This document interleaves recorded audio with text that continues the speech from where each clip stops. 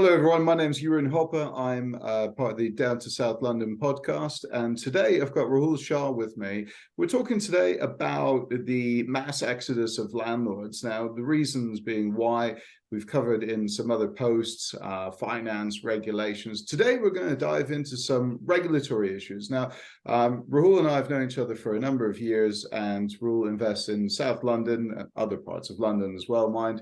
But he's recently been called out with a few legislative bumps, shall we say. So we're going to expand on those and see if you think that legislation is fair or weighted more towards the tenant rather than the landlord. So the first instance that I want to run over, if that's all right with you, Rahul, is you told me you had a tenant who was looking to move out early out of a property. So tell me what happened there.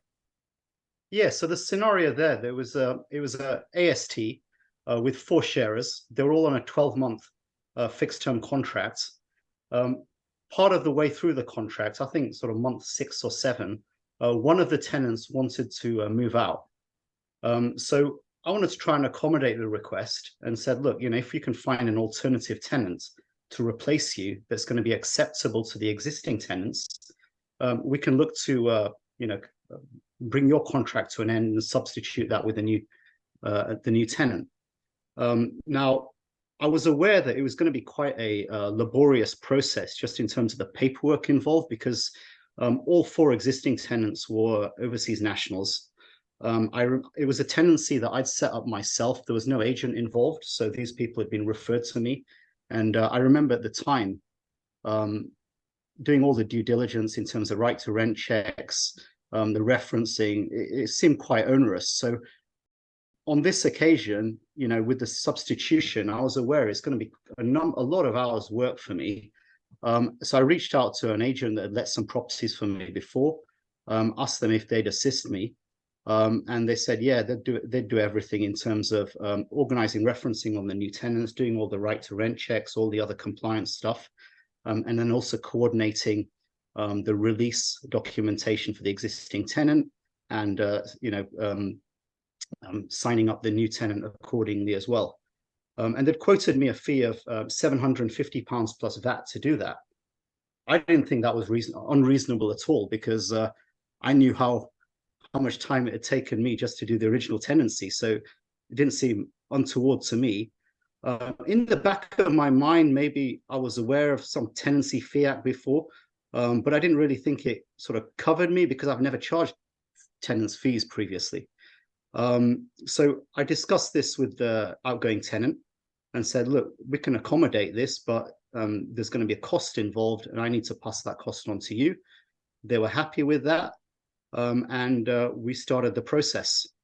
During that process, there was an issue with the referencing on the new tenant, so nothing actually happened. And I actually refunded the tenant their £900 that they paid me. But I was still out of pocket because I'd paid the agent on this, and I wasn't aware that the tenant had actually reported me to the local authority trading standards.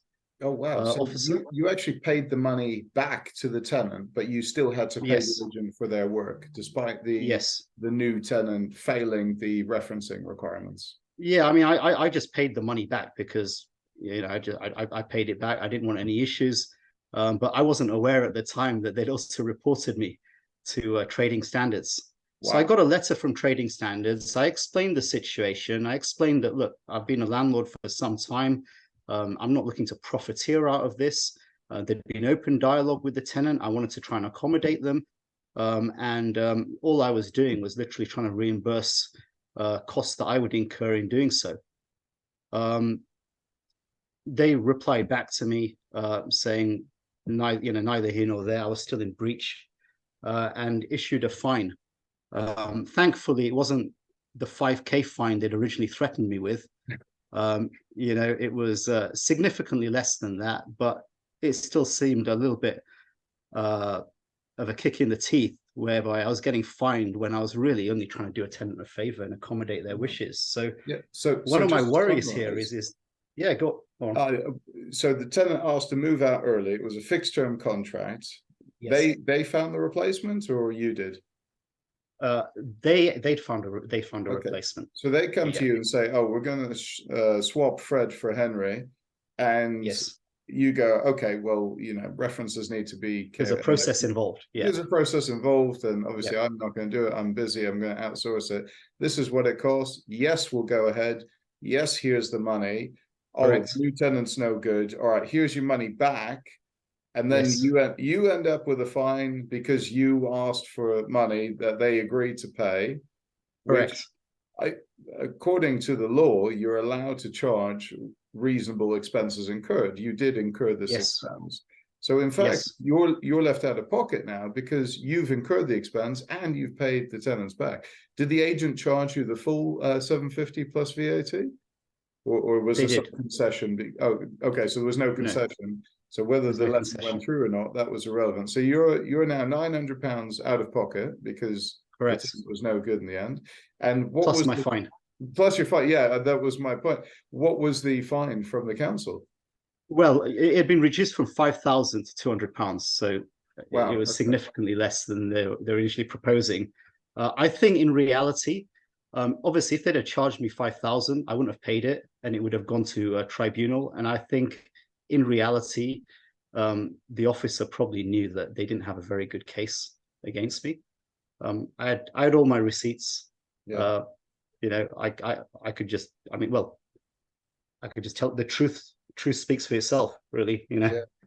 Facts speak for themselves. You genuinely incurred this cost. It wasn't like you went to an agent and said, "Oh, can you write me up a receipt to, No, completely. inflate some costs?" Because if you think about it, finding a tenant, doing the viewings, that's one thing. The advertising of the property, that obviously costs money.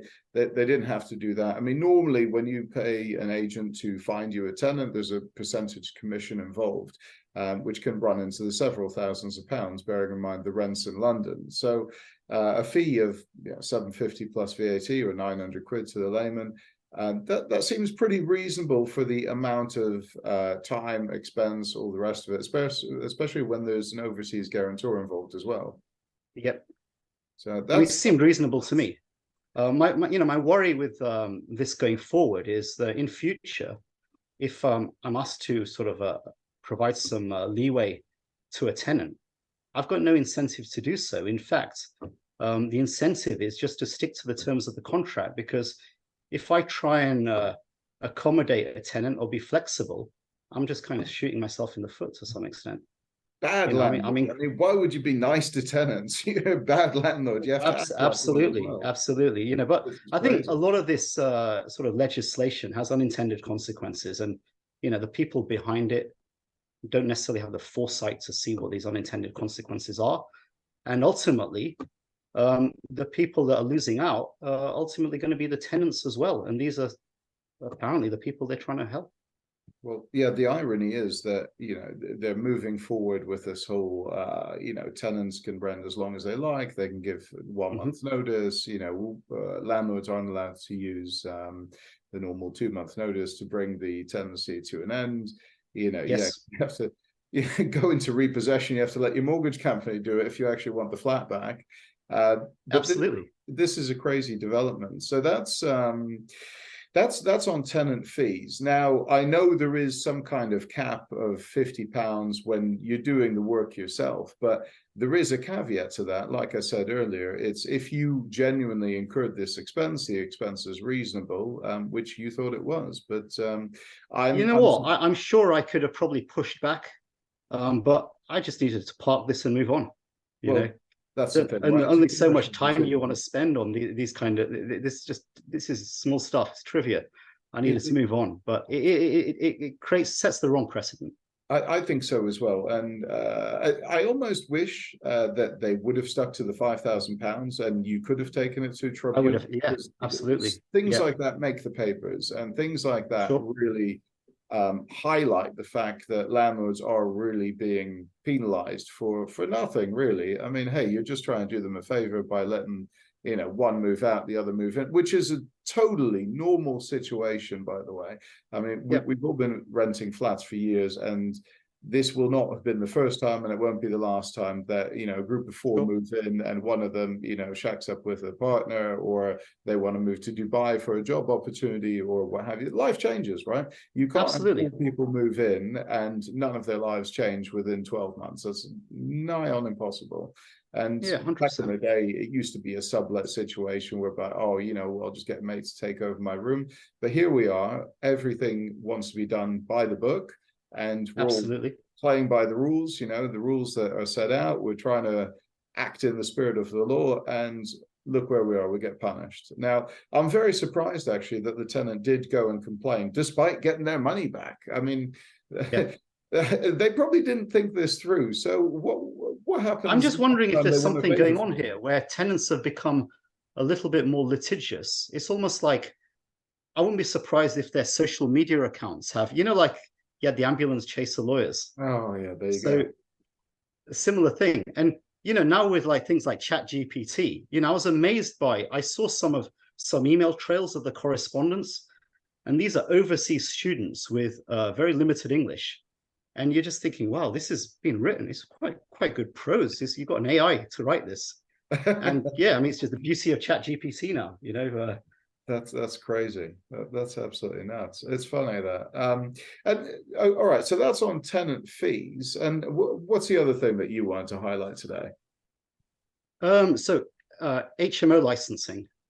So you know, HMO licensing obviously has been around for a number of years. There's different forms of HMO licensing. Obviously, you've got the statutory licensing, which, you know, typically used to relate to the larger properties, you know, 5-bedroom plus or multi-unit block style, bedsit style. But, you know, as you're aware, the different local authorities in London and probably outside of London as well have kind of used their remit and interpretation to expand the scope of what they deem to be HMO. And introduce things like additional licensing, selective licensing. And the definition of each of these varies according to local authority. So, you know, Islington will have maybe a different definition to Hackney. Quite often you'll have a block of flats which will fall one side in Hackney, one side in Islington, different room sizes. Some boroughs may not have had licensing or licensing required for properties a few years ago. And they've brought that in maybe, you know, more recently. And obviously as a landlord, it's our obligation to know when these changes take effect. Exactly. But just as know, on the day, right? I've got to know, absolutely. Yeah. So you sit there on the council's website, on the interactive map every day, just to make sure that your property is not in the right. Look, absolutely. So, you know, I have to hold my hands up. My game wasn't strong on this particular one, and for the first time I think I fell foul inadvertently, and I think a tenant may have found out about this. We'd had discussions on it was an HMO where with individual roomlets where I was covering all of the bills as well, and I find that difficult over the last couple of years with the inflation on the fuel bills. So I was looking to pass that cost on to them, but they weren't happy. So I'd issued, you know, 2 months notice for them to vacate. And I think one of these parties was aggrieved by that, realized, you know, potentially what power they had, reported me to the local authority, who are now pursuing me for not having I think it's an additional license. So it's a 4-bedroom flat let to four professional sharers. Normal situation. Normal situation, and yeah, I'm being threatened with a potential rent repayment order and a criminal prosecution. Well, so, just to put that into perspective for the listeners and viewers, a rent repayment order is basically an order from the council for you to repay the last 12 months rent paid by the tenant. So not only do they get to live in your property, they don't have to pay for it just because you haven't gotten a license. That, you know, what do you need these days? You need emergency exit lighting. It might be something even more innocent than a license. You know, it might be the fact you've got all of that, you've got all your documentation, but you might have you might not be able to evidence that you'd served them prescribed terms, or you might not have sent them to right to rent guide. Well, that seems a bit harsh to me. I mean, honestly, like, and just to put that into perspective for anyone who doesn't know, the How to Rent Guide is basically a booklet from the government that says the landlord must register your deposit and the landlord isn't allowed to walk in your bedroom at night and all these silly things. It's fairly commonsensical stuff, but the government seems to want to hold tenants' hands through every step of the process. I mean, we're experienced landlords and we've been doing this for years, registering deposits and, you know, making sure that repairs are done in a timely fashion and giving tenants the right to peaceful and quiet enjoyment of the property. That goes without saying. Now, there are a handful of landlords that don't do that, but they end up on TV with electrical cords dangling over fish tanks and things. This isn't the case, and the normal sort of 3, 4, 5 beds in London that we rent to professional sharers, you know, oftentimes they come as a group and go as a group. Just out of curiosity, you were renting this one out by the room, but did the guys know? Yeah, this particular one was individual rooms. Individual rooms, so they didn't know each other. Okay, Yeah. so it's a little bit more like an actual, yeah, bedsit stroke HMO situation, but you know, an HMO license will probably indicate that you need interlinked fire alarms and emergency lighting that comes on when there's a power cut. And my belief is really that if you're a tenant and you don't know where the front door is in the case of a fire, let's cleanse the gene pool, shall we? I mean, you really deserve to die in that fire if you don't know where you just entered the property. It's like a type of natural selection. Natural selection, Darwinism, whatever you want to call it. I think, look, you come in the front door and then you go to your bedroom. If you can't find your way back, then you know you will get hit by the number 6 bus, as Alan Sugar says. You don't. Are we skirting on dangerous territory here? We're going to get cancelled. Well, I won't be. I don't care. We maybe we just highlight we're being sort of humorous. Yeah, look, I'm highlighting the obvious here, right? No one deserves to die in a fire, but then if you can't find the front door, I kind of question your ability to function in this society. That's all. I'm just asking questions, yes. You know. That's it. So, yeah, an HMO license is a tricky one. And has that developed into anything, or is that still ongoing? No. So I mean, luckily, I had all my documentation in order, ready, and just submitted everything. Okay. So we'll see where that goes. But with the different local authorities, you know, some of them, you know, quite quick to respond and issue licenses and engage. I've got other local authorities in London where applications were made a couple of years ago, and still nothing's been issued.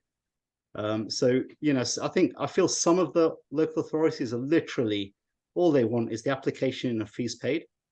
You know, obviously it's brilliant revenue for them. Yeah.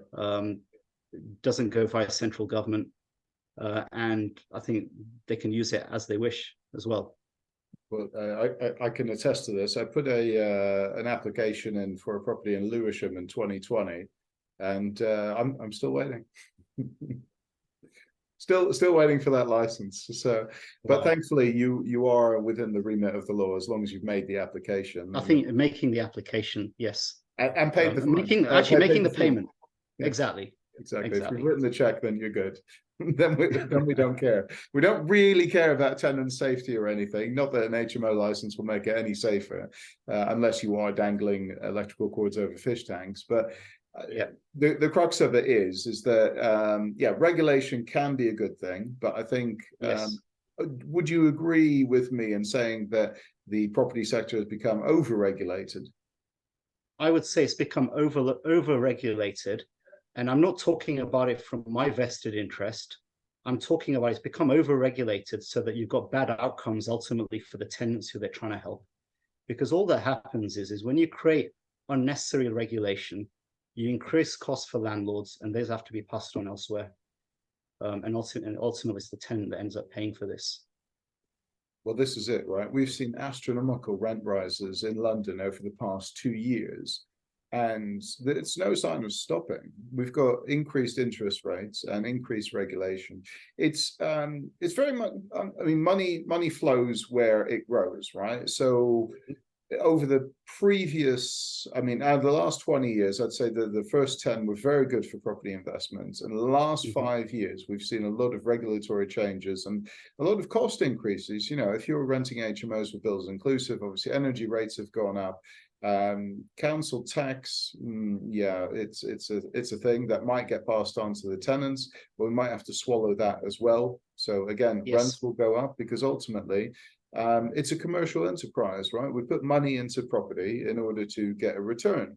If the returns aren't there, then either the money gets invested elsewhere, or the costs just go up and we increase the price of the product or service we provide. So rents have gone up. So although on one hand, it's a good thing that there is more regulation for tenants, I think personally we're at a point now where it's too much, and a lot of people are either leaving the industry, creating a lesser supply for the tenants. What happens in Keynesian economics when you have a reduced supply? Well, the price goes up because there's a very, very limited number of properties. And that's what we've seen in London, especially last summer. We're still early in the summer now, so we've not seen it just yet. But the summer rush last year, I was probably getting 20 to 30% more on my properties than I was getting the year before. Okay, granted, we're coming out of COVID, but the lack of supply because people sold up, increased costs, those are all driving forces. What do you predict for this summer on your properties? Well, I'm noticing there seems to be a little bit more stock on the market than this time last year. So things aren't going as quickly, but absolutely rents are still strong. And, you know, it's about, especially the areas I'm, you know, typically in around sort of, you know, central London, EC1, EC2, where there's also a lot of universities. So a lot of demand, you know, just lining things up for sort of August, September from students. But, you know, I feel we're providing a valuable sort of a social thing, which the government isn't doing. So typically, you know, the tenants that I'm renting to are young professionals or students that are coming to London to start out. And these are either they're in education or they're taxpayers contributing to society. You know, this is kind of low-level, entry-level stuff for being in central London. This is the only way a lot of people can live in central London. Yeah, by sharing, and that creates houses of multiple occupation, as they like to call it. But I think the HMO regulations, for one, have definitely created unintended consequences. If you're letting a 25-bedroom bedsit type thing, great, throw all the regulation. You need you need fire alarms, all the rest of it, because you can't be intimately knowledgeable of 24 other people's whereabouts. 100%. To get people out in a fire. But if you were living with 3 or 4 or 5 friends, come on, man, this isn't necessary. I think it's a complete money spinner by the government. But I mean, the other thing is a lot of landlords, you know, going forward, you know, given the substantial changes in interest rates, may have to switch models. You know, so you may have individuals that are looking at, you know, flats doing single lets, but you know, the yield on that isn't even going to service the mortgage interest. This is it. So, you know, often the only way they can... people are selling up as well, just because there's literally you're breaking even. So why would you break even on something? Oh, but there's capital growth. Well, the Savills forecast for the next 5 years is something like 5%. So what are you doing it for? Honestly, you can get better growth, you know, in the lottery, for argument's sake. It's you can get better growth even in a 10-year bond, and I don't think I'd have been saying that a few years ago. So, this is it. So you look to risk free. You know, you can get 5% risk free. Exactly that. ISAs, you know, all these sorts of things, you can easily get up to 10%. Although obviously when they print the money, it's going to obviously the price of that's going to tank. But you know, that's another story. We'll see what happens. Well, thanks very much for sharing that. I do really appreciate that, and that really highlights the problem with over regulation in the sector. Now, we mentioned a lot of people are selling up. I'm selling a few to downsize. Are you looking to offload any of your HMOs in the near future? I'm not looking to offload anything. I've sort of seen different cycles, and for me, it's a long-term game. Long-term So game. Okay. nothing to sell, but always on the lookout for opportunities Good. if the right one comes along. Trying to avoid those £5,000 fines. Absolutely, yeah. Absolutely. Okay, well, that's good. Thanks very much for contributing today. Really appreciate that. That's a valuable many lesson thanks for everyone to stay on the right side of the regulation, and not just the spirit of the law as you thought. Absolutely. So thanks very much, and hope to see you soon. Thanks, Jeroen. Take care. Have a great day. Awesome.